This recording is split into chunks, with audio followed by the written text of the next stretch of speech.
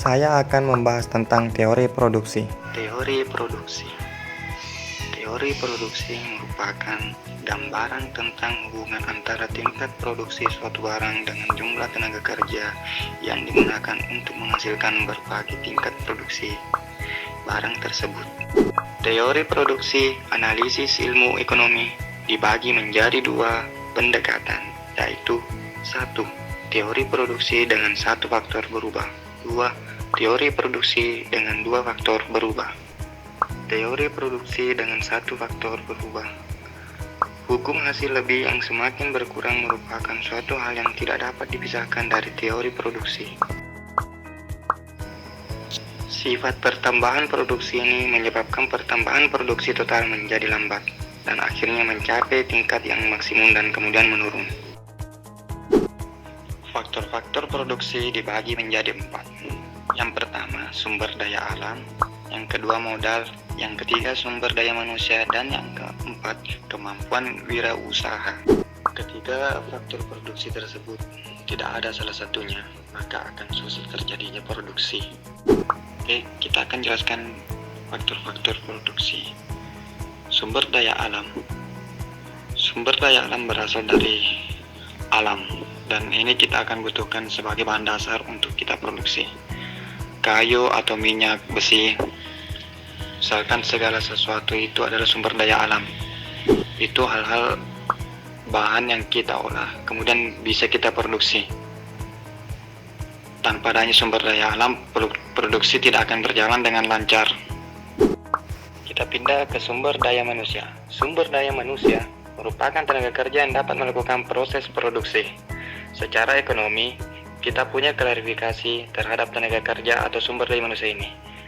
Ada 3, yaitu tenaga kerja terdidik, dan tenaga kerja terlatih, dan tenaga kerja tak terdidik dan tak terlatih. Tenaga kerja terdidik, contohnya seperti guru, dosen, pengacara, hakim, dan lain-lain. Contoh tenaga kerja terlatih seperti supir, tukang cukur, montir, dan lain-lain. Tenaga kerja tak terdidik dan tak terlatih merupakan seperti kuli, tukang sapu, petani, dan lain-lain.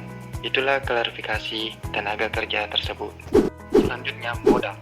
Modal adalah hal yang digunakan sebagai bekal untuk melakukan proses produksi. Modal dalam ekonomi bisa dibagi berdasarkan klarifikasi tertentu. Klarifikasi modal yang pertama berdasarkan sifat,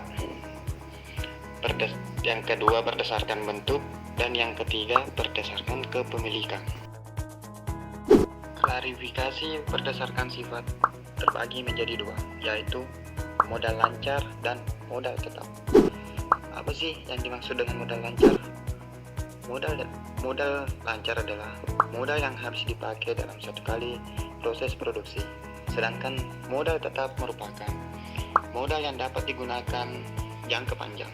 Sedangkan klarifikasi berdasarkan bentuk juga terbagi 2, yaitu modal nyata dan modal abstrak.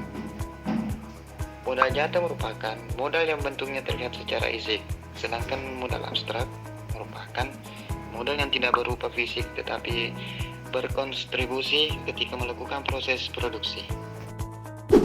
Sedangkan berdasarkan kepemilikan juga dibagi menjadi 2, yaitu modal perseorangan dan modal masyarakat.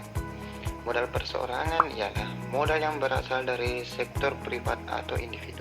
Sedangkan modal masyarakat merupakan modal yang digunakan untuk kepentingan orang banyak. Faktor-faktor tersebut yang disebutkan di atas itu tidak ada apa-apanya tanpa skill wirausaha. Jadi, faktor-faktor produksi di atas dikelola oleh orang yang memiliki kemampuan skill dalam wirausaha ini.